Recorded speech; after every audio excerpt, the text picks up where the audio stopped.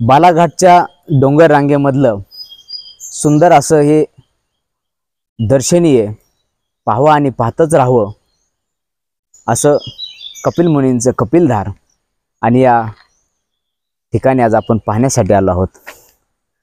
तेजस्वी असा सूर्यप्रकाश आणि या सूर्यप्रकाशाच्या किरणही न पोहोचणाऱ्या अशा ह्या घनदाट जंगलामध्ये आपण या ठिकाणी आज आलेलो आहोत। थोडंसं पुढे गेल्यानंतर अतिशय सुंदर असा कडा पाहायला मिळतो। घनदाट जंगलामधला हा कडा पाहून इतिहास आठवतो आणि हा कडा पाहावासा वाटतो।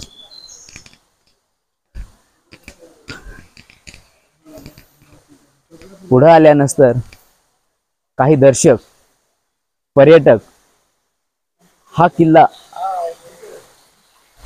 कपिलधारचं हे सुंदर असं रमणीय वातावरण पाहण्यासाठी हे आलेले पर्यटक पाहावं आणि पाहतच राहावं असं सुंदर असं दृश्य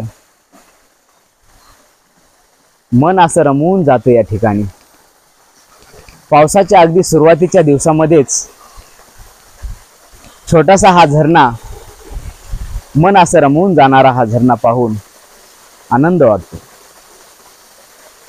आणि आज या ठिकाणी आपण हेच पाहण्यासाठी आलो आहोत।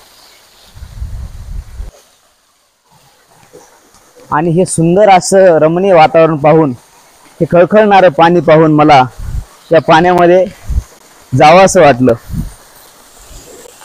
सुंदर असं पाणी आहे, ऐकून घ्या।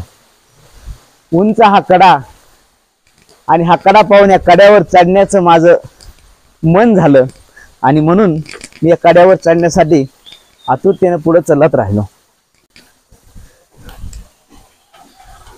उंच पाहून भीती तर वाटत होती, पण मनामध्ये इच्छा होती की मी या कड्यावर चढावं आणि म्हणून मी हा कडा चढत पुढे गेलो। अतिशय सुंदर हा कडा, निसर्गाच्या छायेमधलं हे सुंदर असं दृश्य पाहून मन आमचं भारावून गेलं। थोडंसं वरी जावं वाटलं, पण हे थोडेसे दगड पडायला लागलेत म्हणून नको पण वाटलं, म्हणून मी आता येथूनच पाहतो आणि खाली येतो।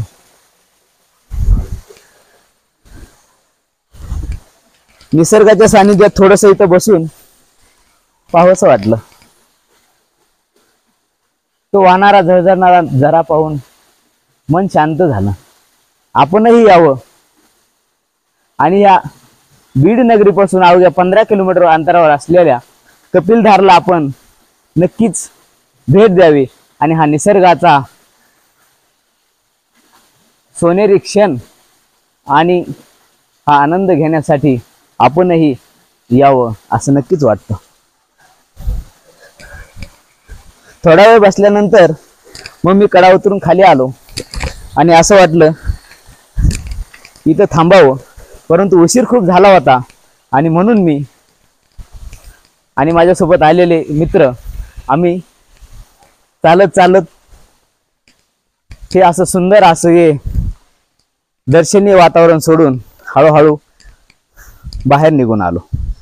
खरंच हे खूप पाहण्यासारखं होतं आणि पाहतच राहावं असं वाटत होतं।